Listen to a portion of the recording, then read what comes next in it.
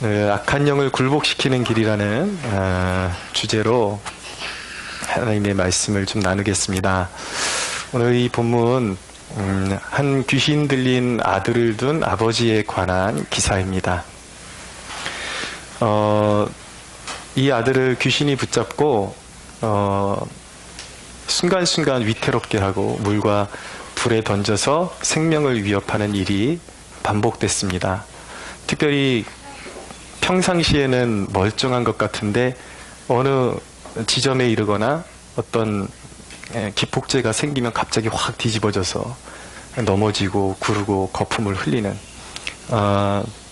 어떤 일이 잘 서가는 듯 하는데 걸핏하면 어떤 지점에서 무너져 내리게 만드는 그런 악한 영에게 붙잡혀 있는 그런 아이의 그 상태가 바로 오늘 문제인 것입니다.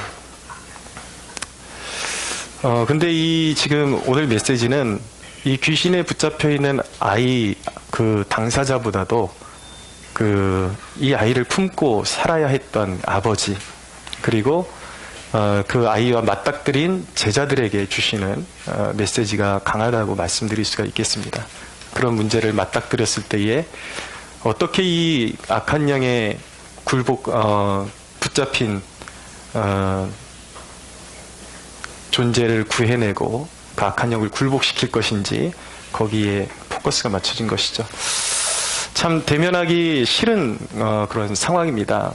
근데 이 똑같은 기사가 마태복음 17장, 마가복음 9장, 그리고 누가복음 9장에 동시에 기록되어 있습니다. 근데 순서가 똑같이 일련되게 이렇게 기록되어 있는 것을 알 수가 있습니다. 이 기사가 어느 기사 바로 다음에 이어지게 되냐면 항상 예수님이 변화산상에서 이렇게 얼굴이 해와 같이 변하게 되신, 그리고 제자들이 모세와 엘리야의 그 영광을 보고 난 뒤에 일어나는 그런 사건으로 기록되어 있죠.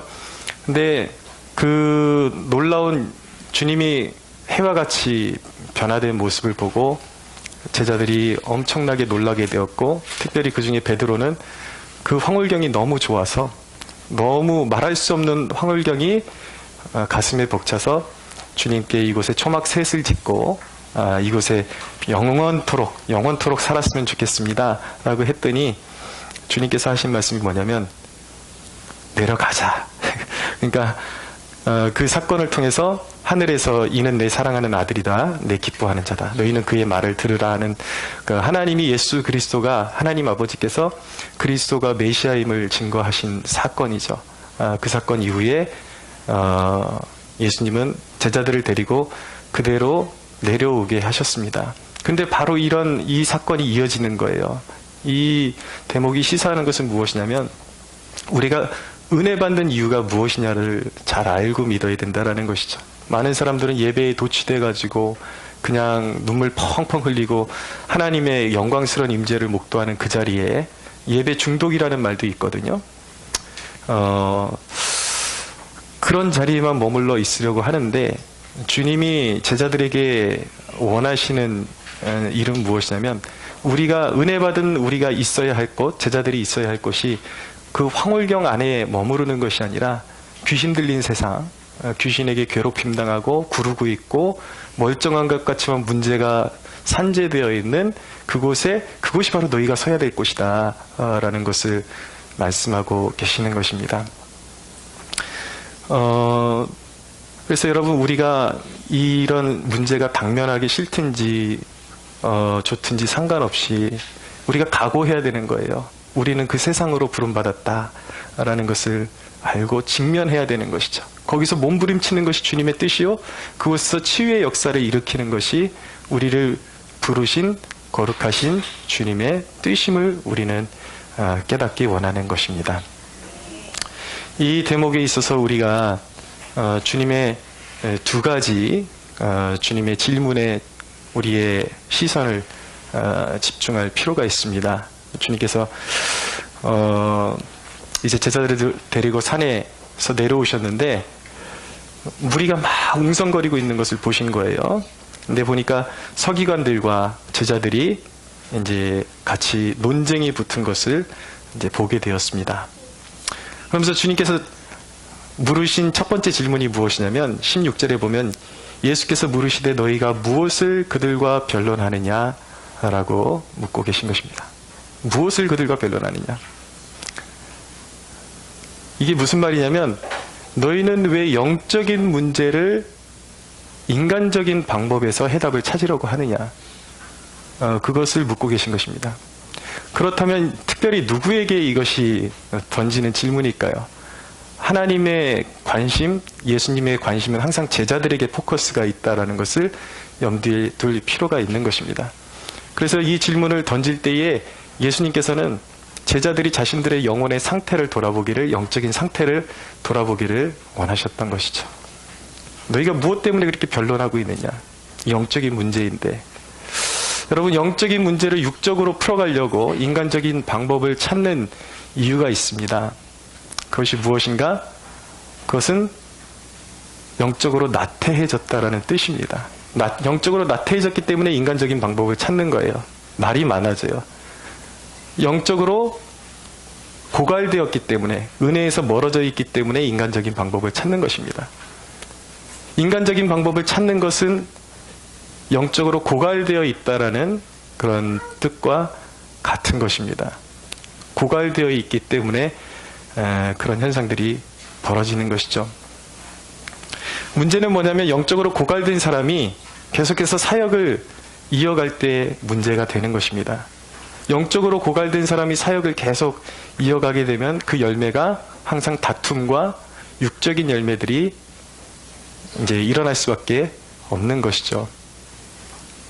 그래서 이렇게 영적으로 고갈되어 있는 상태를 이 귀신 들린 아들을 둔 아버지가 예수님께 고발하는 것을 볼 수가 있습니다. 17절 18절 보면 무리 중에 하나가 대답하되 선생님, 말 못하게 귀신 들린 아들을 선생님께 데려왔나이다. 귀신이 어디서든지 그를 잡으면 거꾸로 저 거품을 흘리며 이를 갈며 그리고 파리해지는지라. 내가 선생님의 제자들에게 내쫓아달라 하였으나 그들이 능히 하지 못하더이다 라고 말하는 것입니다.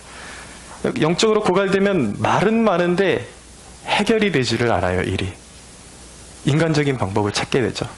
부산하고 말은 많아지고 뭔가 방법을 찾으려고 애를 쓰는데 일이 해결되지를 않는 것입니다. 그럼 어떻게 해야 되는가? 그럼 문제를 도피하고 피하고 그 상황에서 도망쳐야 하는 것인가? 그럼 문제가 더 커지는 것입니다. 많은 사람들이 영적으로 고갈됐다 하면 선택하는 방법이 무엇이냐면 그 상황을 박차고 뛰쳐나가서 도피하려고 하는 것이죠. 근데 여러분, 이 도피를 잘못하게 되면요, 영적으로 영원히 망가지는 수가 있습니다. 하나님의 사명에서 멀어진다라는 것은 무엇이냐면, 사명을 잃어버린다라는 것은 빛을 잃어버린다는 말과 같은 것이며 소금이 맛을 잃어버린다는 말과 같은 것입니다. 그럼 어떻게 해야 되는가? 우리는 그 사명 속에 살아가야 돼요. 그럼 방법은 무엇인가? 나의 부족함을 깨닫고 그 연약함을 채워야 하는 것입니다. 도망가는 것이 아니라 그 사명을 능히 감당해낼 만큼의 힘을 다시 길러야 하는 것입니다. 할렐루야. 예, 도피가 답이 아니라는 거예요. 그 문제에 직면하고 돌파할 수 있는 힘을 채워야지 뒤돌아서면 마귀에게 쫓기기 시작하고 결국은 회복될 수 없는 상태까지 갈 수 있다는 것. 방법은 뭐예요? 다시 충만함을 사모해야 하는 것입니다. 또 한 가지 우리가 직면해야 될 질문이 있는데, 이제 이 아이 아버지에게 예수님께서 물으시는 것입니다. 21절을 보십시오. 예수께서 그 아버지에게 물으시되 언제부터 이렇게 되었느냐 하시니 라고 말씀하고 있습니다. 언제부터 이렇게 되었느냐? 여러분, 예수님께서 몰라서 이런 질문을 하시는 것일까요? 예수님은 사람의 마음에 있는 것까지 다 간파하신다고 성경이 말씀하고 있습니다. 몰라서가 아니에요. 여기서 우리는 성경이 기록된 목적을 알아야 되는 것이죠. 왜 성경에 예수님의 대사 한마디 한마디가 기록된 것은 누구를 위함이냐면 예수님이 모르셔서가 아니라 그것을 듣는 독자들에게 어떤 메시지를 주고 싶어서 그 대사를 하시는 거예요. 말씀을 좀 찾아서 읽어드리면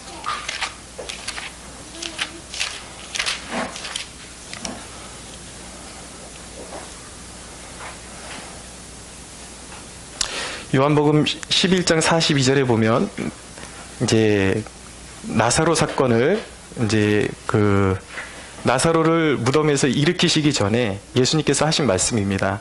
항상 내 말을 들으시는 줄을 내가 알았나이다. 그러나 이 말씀을 하옵는 것은 둘러선 무리를 위함이니 곧 아버지께서 나를 보내신 것을 그들로 믿게 하려 함이니이다. 라고 말씀하고 있는 거예요. 주께서 하나님께 아버지께서 내 말을 들어주시는 그 이유는 바로 내가 하나님이 보내신 메시아인 것을 사람들이 알기를 원한다라는 것이죠. 그러니까 주님이 그냥 나사로야 나오라고 말할 수 있지만 이 대사를 하시는 이유는 뭐냐면 주위에 있는 사람들로 하여금 이 사람이 바로 육체를 입고 이 땅에 오신 하나님의 아들이시요 인류를 구원하러 이 땅에 오신 바로 하나님의 아들이심을 알게 하시기 위해서 그 대사를 하고 계신다라는 것입니다.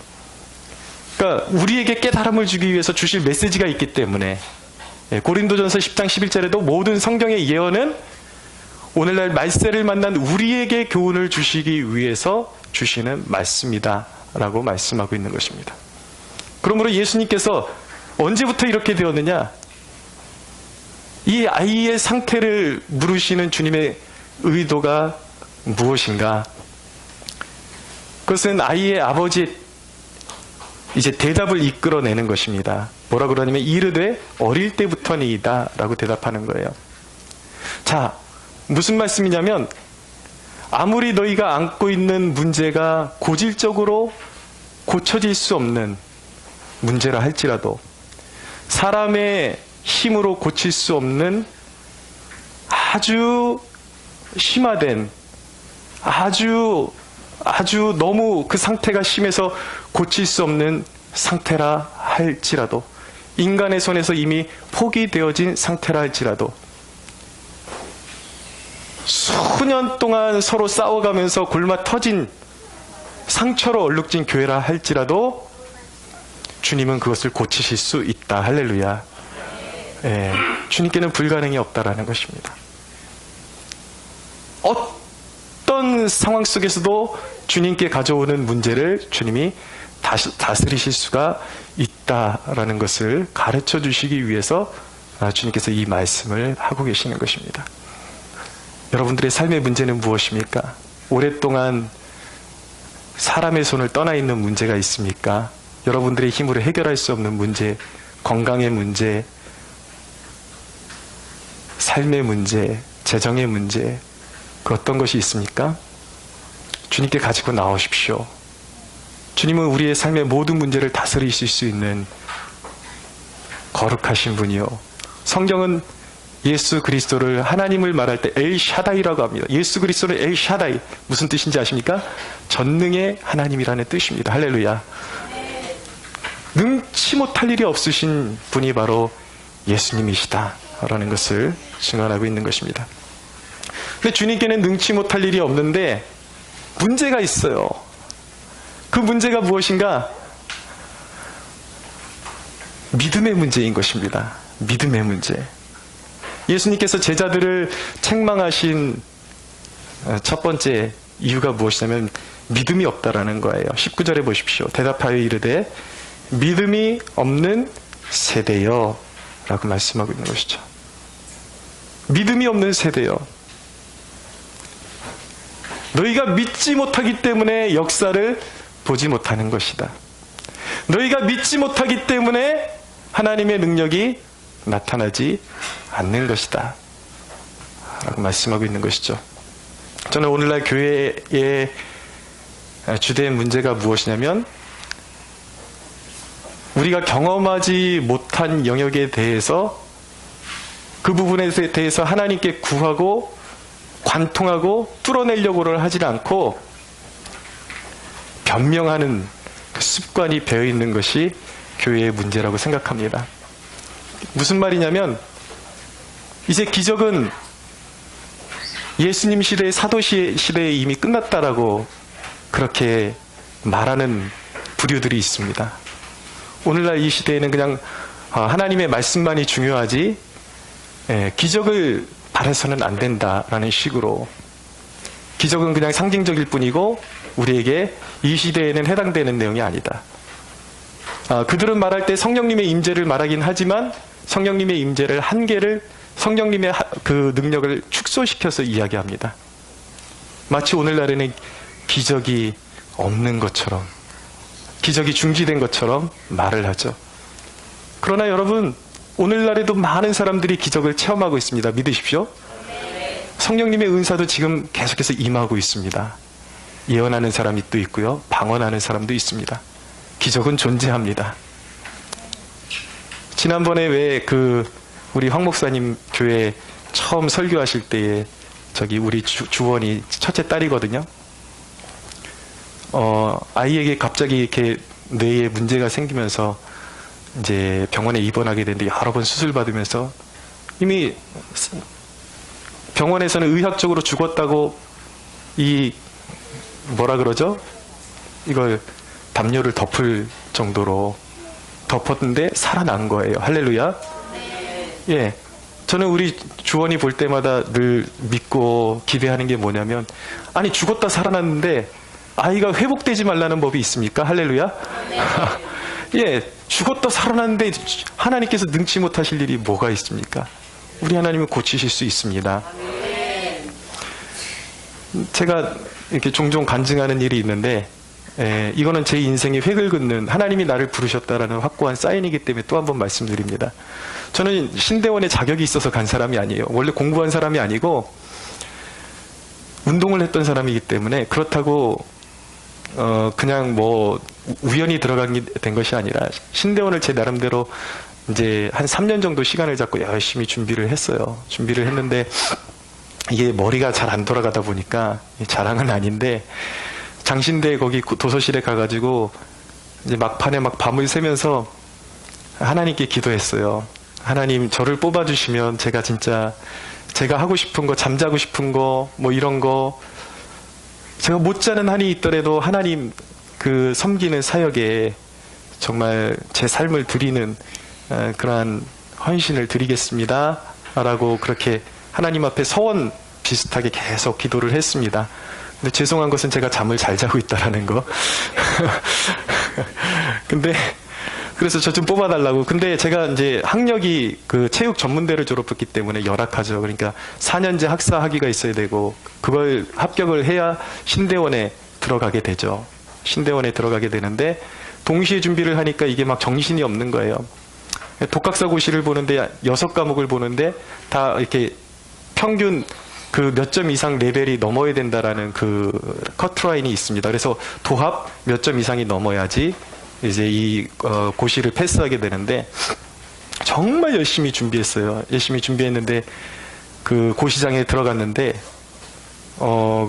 그날따라 참 이해할 수 없는 일을 경험하게 되었습니다. 시험 보면서 제가 아무리 공부를 못했지만 그렇게 잠을 못 이긴 적은 없거든요.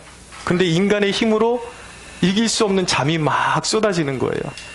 거기다가 문제를 보는데 무슨 문제인지 제가 그게 이렇게 그동안 연마해왔던 그 스타일하고 너무 다르게 느껴지는 거죠. 모르겠어요 진짜. 열심히 했는데. 그래서 6과목을 딱 치렀는데 그 중에 한 과목만 제가 상위 점수에 랭크를 하고 나머지는 그냥 진짜 자다 나왔어요. 너무 이게 인간의 힘으로 통제가 안 돼가지고 다 찍고 빨리 그래도 찍어야 되니까 이게 빨리 내야 되니까 다 찍고 나와가지고 밖에 나와가지고 펑펑 울었습니다. 하나님 내 3년이라는 세월이 이렇게 가버렸습니다. 도대체 내가 왜 이렇게 시간을 보내고 있었는지 모르겠습니다. 너무 허무해서 막 울었어요. 그래서 어차피 독학사고시 안 되면 신대원 준비 하나 많아요. 졸업이 안 되는데 졸업증이 없는데 그래서 성경 공부를 포기하려고 했었죠. 근데 어느 날 오늘이 마지막 성경 공부다 하고 고린도 후서에 있는 말씀 제가 이렇게 읽게 되었는데 거기 대목이 바로 이것입니다. 그리스도께서 약하심으로 십자가에 못 박혀 죽으셨으나 하나님의 능력으로 다시 살아나셨느니라. 이 말씀을 읽는데 갑자기 영문도 모르고 제가 막 뭐에 무슨 감전된 사람처럼 막 몸이 뜨거워지고 막 몸에 뭐가 이렇게 무슨 SF 영화에서 뭐 이렇게 둘러싸여 있는 것 같이 그런 이제 영적인 그런 기운을 느끼면서 펑펑 울었어요. 그래서 저는 속으로 영문도 모르고 하나님이 나를 떨어뜨리신 후에 주시는 위로인가 보다 그러고 그랬는데 왠지 느낌에 그냥 이 시험을 포기하면 안 된다라는 그런 느낌 때문에 그냥 끝까지 공부를 하긴 했는데 근데 이제 독학사 그 시험 결과가 나오는 날 이제 오픈을 했습니다. 그런데 제가 깜짝 놀란 거예요. 제가 상위 점수를 랭크했으리라고 했던 단 한 과목만 최하 점수이고 나머지 포기했던 5과목이 상위 점수를 랭크하고 있는 것을 보게 되었습니다. 할렐루야. 예. 예. 대부분 이럴 때는 호응을 안 해주시더라고. 너만 잘났냐? 아니에요. 근데 내가 왜 그렇게 하셨는지 후에 많은 질문을 해봤어요. 하나님 그냥 들여보내주시든지 열심히 노력했는데 왜 열심히 노력하는데 이렇게 나를 완전히 밑바닥에 내려 꽂으셨다가 나를 일으켜 주셨습니까? 라는 질문을 했는데 바로 이거더라고요. 제가 노력을 안 했으면 하나님이 그런 좋은 결과를 분명히 안 해주셨을 거예요. 거저는 없어요. 기적조차도. 하나님 앞에 제가 그만큼 몸부림치고 서려고 했던 그 부분이 있는 것이죠. 근데 하나님이 저에게 주신 답은 그거였습니다. 네가 열심히 했지만 네가 한 대로 붙으면 너는 내가 불렀는지 확신할 수 있겠니? 라는 질문을 저에게 주시는 거예요. 너를 네 자신이 능력이 있어서 부름받은 것이 아니라 하나님 내가 불렀다라는 것을 너에게 증거해주고 평생 겸손하게 너는 네 능력으로 신학교에 간 것이 아니라 나의 은혜로 갔다라는 것을 평생 기억하고 사역에 임해라 라는 뜻으로 하나님께서 주신 사건이라고 저는 믿습니다. 말씀드리고 싶은 것은 이거예요. 오늘날 기적이 없느냐? 기적이 있다라는 것입니다.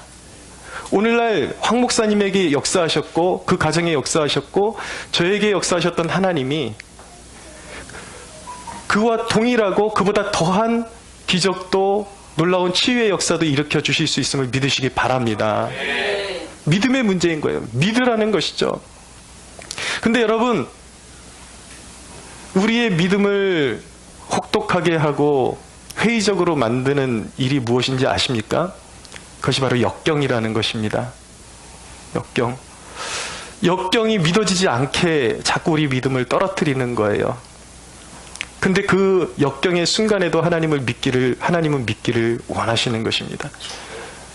여러분 성경을 이해함에 있어서 나는 믿었는데 왜 이런 능력이 나타나지 않는가라는 질문을 던질 때도 있어요. 근데 우리가 성경을 이해할 때 잃어버려서는 안 되는 것이 무엇이냐면 이 성경의 말씀은 우리에게 영적인 원리를 주는 것입니다. 이 사건에 있어서 예수님의 명령을 듣고 귀신이 바로 떠나가고 바로 아이가 치유받았다고 해서 우리 실제적인 삶에 있어서 모두가 상황이 똑같이 일어나는 것은 아니에요. 어떤 사람의 질병은 하나님께서 말씀만 바라시면 즉시로 치유가 가능한 것입니다.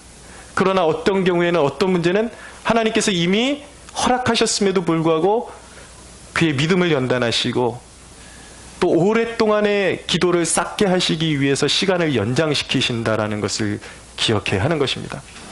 그러므로 당장 우리가 기도했는데 결과가 나타나지 않는다고 중요한 것은 뭐예요?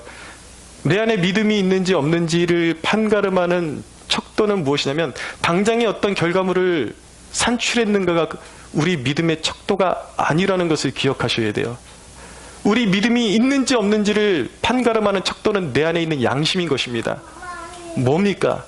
아무리 지금 어둡고 상황이 어둡고 역경이 있다 할지라도 문제가 풀어지지 않는다 할지라도 나는 여전히 살아계신 하나님이 나의 소망이시요 그분이 내 삶 가운데 기적을 일으키실 줄로 믿는다라는 믿음을 갖고 있는 것이 중요한 것입니다.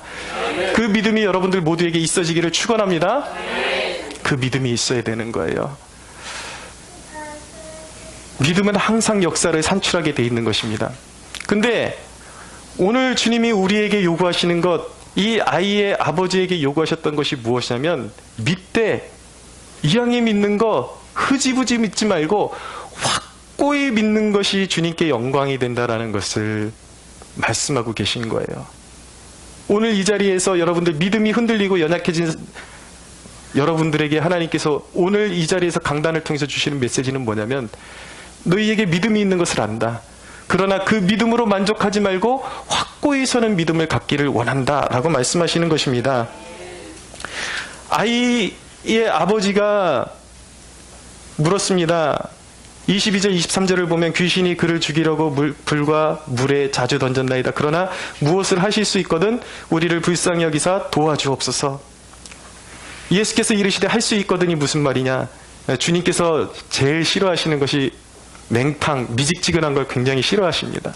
할 수 있거든이 무슨 말이냐. 무슨 말을 그렇게 하냐. 섭섭하다 라는 것이죠. 무슨 말을 그렇게 하냐. 할 수 있거든이 무슨 말이냐. 믿는 자에게는 능히 하지 못할 일이 없느니라. 네, 믿으라는 것입니다. 확고한 믿음을 갖는 것이 중요하다라는 것이죠. 구약시대에 아하스 왕 시절에 유다에 아하스 왕이 있었는데, 이사야를 통해서 하나님께서 아하스에게 메시지를 주십니다. 당시에 아람과 그리고 북이스라엘의 베가 왕이 연합을 해서 유다를 침공을 준비하고 있었어요. 그랬더니 이 아하스 왕이 사시나무 떨듯이 떨고 있는 그 모습을 하나님이 보시고 이사야를 보내서 두려워하지 말라라고 말씀하시는 겁니다. 그 두 나라가 하나로 연합한다 할지라도 하나님 앞에는 그 두 나라가 마치 불쏘시개와 같다라는 거예요. 두 부직갱이와 같다라고 말씀하시는 것입니다. 아무것도 아니에요. 거기에서 화력이 나오는 것도 아니에요. 불이 있는 것 같은데 그냥 불 쏘시다가 그냥 꺼져버리는 존재가 바로 그들이다라고 말씀하시는, 믿어라 라고 말씀하시는 거예요. 믿음이 왜 중요한가? 그 대목을 제가 좀 찾아서 읽어드리겠습니다. 이사야서 7장에 있는 말씀인데, 7장 2절에서 9절에 보면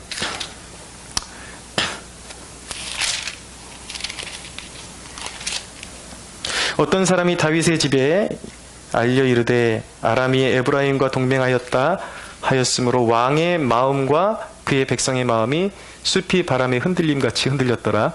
그때 여호와께서 이사야에게 이르시되 너와 내 아들 스알랴숲은 윗모도 끝 세탁자의 밭 큰 길에 나가서 아하스를 만나 그에게 이르기를 너는 삼가며 조용하라. 르신과 아람과 르말라야의 아들이 심히 노할지라도 이들은 연기나는 두 부직갱이 그루터기에 불과하니 두려워하지 말며 낙심하지 말라.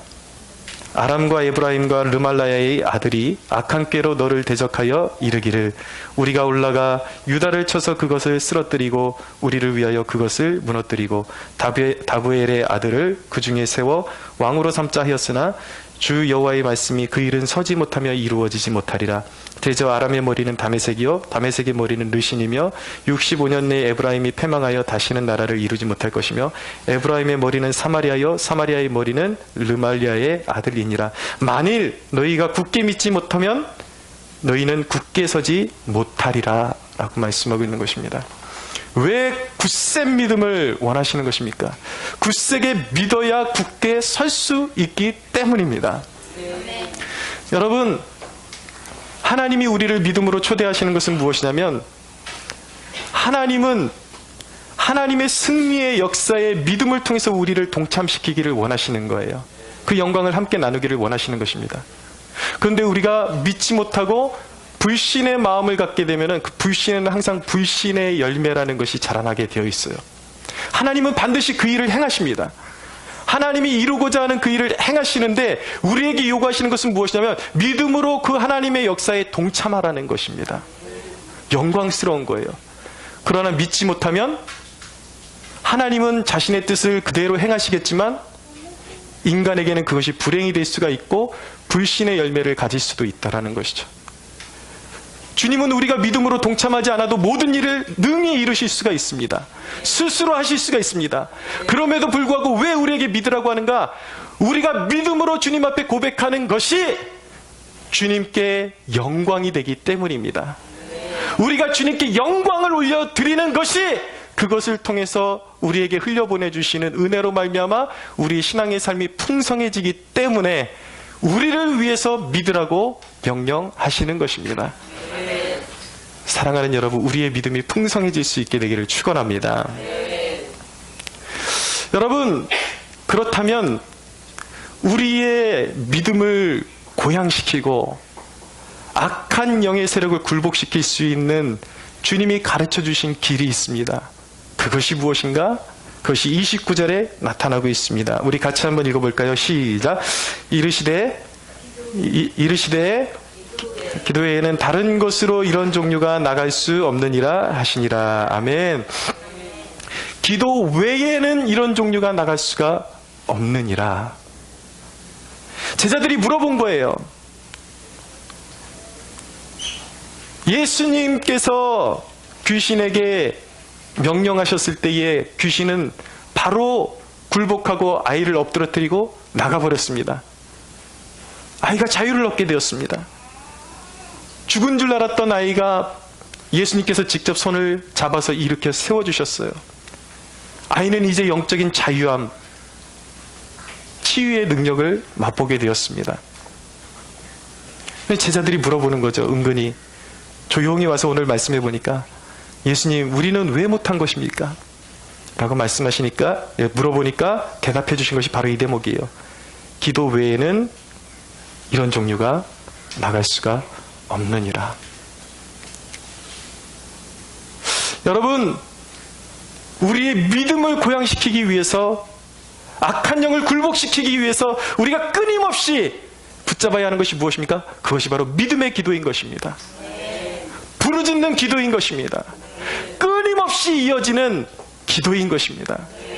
여러분, 특별히 우리가 이 악한 영에 사로잡혀 있는 세대와 이 세상과 맞서기 위해서 가장 강력한 무기는 무엇인가? 바로 하나님의 교회, 공동체가 모여서 합심 기도를 하는 것이 엄청난 큰 무기임을 믿으시기 바랍니다.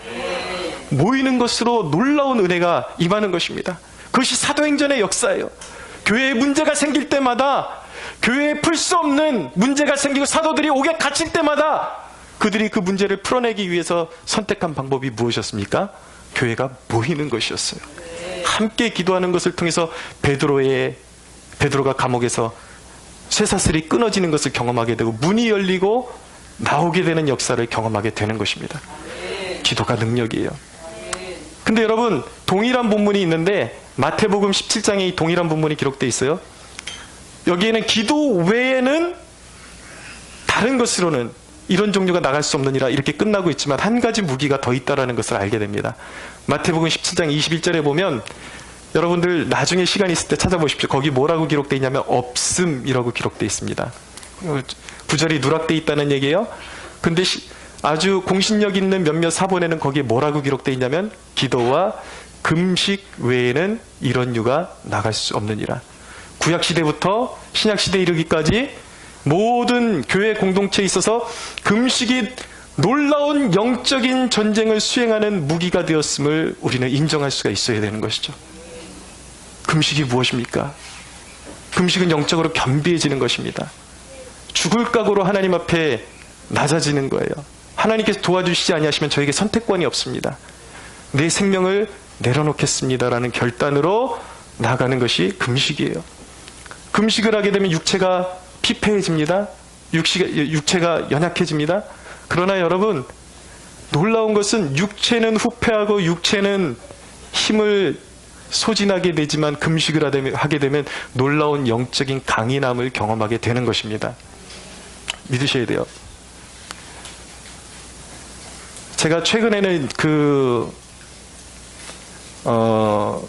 우리 가을 때마다 세일의 기도회를 하게 되는데, 최근에는 제가 몸이 너무 좀 살아야 되겠다 싶어서 한 2년 정도는 안 하고 있습니다. 근데 원래 재작년 세일의 기도할 때 21일 동안 전일 금식을 하면서 단에 서서 말씀을 선포했는데, 말씀을 선포하기 전까지는 하루 종일 교회 안에 있으면서 막 허리도 막 구부정해가지고 아이고 죽겠네 그러면서 그러고 다니는 거예요. 계속 토하고 이렇게 구토가 나오고.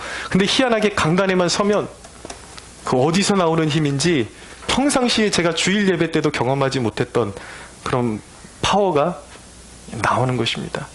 뭐냐면 내 힘으로 할 수 없는 것을 더 하나님이, 금식이라는 것은 내 힘을 최대한으로 완전히 내려놓고 그곳에서 경험하는 하나님의 능력을 경험하게 만드는 것, 대적의 견고한진을 부수고 굴복시키는 능력이 있는 것이 금식기도임을 믿으시기 바랍니다. 여러분, 죽어가는 교회를 살리는 힘이 어디 있습니까? 여러분, 이 시대에 요구되는 교회의 모습은 무엇입니까? 강단에서 불이 나오는 교회를 이 시대는 찾고 있는 것입니다. 할렐루야. 완전한 순전한 복음이 회복되어져야 하는 것입니다. 우리 황 목사님하고 가끔 얘기하면은, 요즘 우리 같은 연배의 목회자들하고 이야기를 하면 사고방식들이 이제는 너무 자유분방해져서 새벽 기도도 거의 할 필요를 못 느끼는 그런 흐름으로 가고 있다라는 것을 이제 알게 됩니다. 메시지에 있어서도 세상의 흐름에 맞춰서 가려고 그러는 그러한 조짐들이 굉장히 농후합니다. 그런데 여러분, 이 시대의 교회의 영광을 회복하는 그 길은 무엇입니까? 메시지의 순수성을 회복해야 하는 것입니다. 여러분, 요즘 시대의 그런 이단적인 메시지들, 이런 메시지들이 교회 안으로 막 유입되고 있고, 자유주의 물결과 성적으로 타락한 그런 메시지의 물결이 교회 안으로 막 들어오고 있는데, 이거를, 그리고 정치적으로도 이 민족이 지금 타락할 대로 타락해가지고 그걸 일일이 반박해내는데, 근데 찰스 스펄전 목사님이 말씀하신 대목을 읽으면서 제가 다시 한번 각성을 하고 깨어난 부분이 있습니다. 이 찰스 스펄전 목사님이 세상과 대항하는 설교는 어떤 설교인가? 이렇게 그분이 주장하고 있습니다. 들어보십시오. 내가 보기엔 어떤 시대는 성경을 해설하기보다 성경을 방어하는 데 갑절의 노력을 기울였다. 그런데 성경의 강해와 유포에 우리의 모든 노력을 기울인다면 성경 스스로 더 잘 방어하는 결과를 낳을 것이다. 이 사자는 말씀입니다. 저 사자가 여러분 눈에도 보이는지는 모르겠지만 내 눈에는 너무나도 뚜렷하게 보입니다. 여러 사람들이 그를 공격하고 우리는 그 말씀을 방어하려고 합니다. 양해한다면 내가 조용히 제안을 하나 하겠습니다. 그냥 문을 열고 방어하려고 하지 말고 사자를 그대로 내보내십시오. 그러면 스스로 잘 알아서 할 것입니다. 와, 다들 가버렸네? 사자가 힘 한번 제대로 쓰기도 전에 사자를 공격하던 이들이 도망칠 것입니다. 불신앙에 맞서는 길은 성경을 유포하는 것입니다. 성경을 거르는 모든 반대에 대한 대답은 성경 그 자체인 것입니다. 할렐루야. 성경을 회복해야 되는 것입니다. 시대가 요구하는 경우는 성경을 그대로 선포하는 교회, 하나님의 임재와 하나님의 통치를 느낄 수 있는 교회, 전도의 야성이 살아나는 교회인 것입니다. 할렐루야. 그런데 이것이 어떻게 회복될 수 있는가? 말씀과 영적인 야성과 하나님의 임재와 그리고 전도의 파워를 어떻게 회복할 수 있는가? 오늘 말씀이 대답을 주고 있는 것입니다. 오직 기도와 금식 외에는 이런 유가 나갈 수 없느니라. 할렐루야. 사랑하는 여러분, 여러분들의 삶의 문제에 봉착할 때에도 기도와 금식하십시오. 그것이 우리에게 주신 강력한 무기인 것입니다. 말씀을 마무리합니다. 한 가지 여기서 주의해야 되는 메시지 한 가지만 드리고 말씀을 마치겠습니다. 왜 제자들이 귀신을 내어 쫓지 못했는가? 이전에는 내어 쫓았었는데 영적인 방심, 나태함 때문이었습니다. 여러분, 이전에 받은 은혜에 머물러 있지 마십시오. 제가 누누이 강조하는 대목인 것입니다. 옛날에 언제 경험했던 그 체험들, 거기에 머물러 있지 마십시오. 끊임없이 전진해야 하는 것입니다. 우리가 악한 세력에 맞서 싸우기 위해서는, 그 능력을 소유하기 위해서는 어제의 은혜로 만족하는 것이 아니라 오늘의 은혜가 필요한 것입니다. 끝까지 우리는 돌격해야 하는 것이고, 멈추지 않고 싸우며 기도를 쉬지 않고 주님이 우리에게 허락하시는 진지를 정복할 때에 그런 과정을 통해서 우리의 구원이 온전히 이루어지는 축복이 있게 된다는 것을 믿으시기 바랍니다. 기도를 멈추는 것은 영적인 죽음이에요. 자살행위예요. 기도해야 하는 것입니다. 끝까지 기도해야 하는 것입니다. 사랑하는 여러분, 우리 모두가 교회임을 기억하시기 바랍니다. 여러분, 우리 모두가 성령에 충만하여 세상의 악한 영을 굴복시키는 교회로 당당히 서게 되는 축복이 있게 되기를 예수 그리스도의 이름으로 축원합니다. 우리 하나님께 영광의 박수 올려드리겠습니다.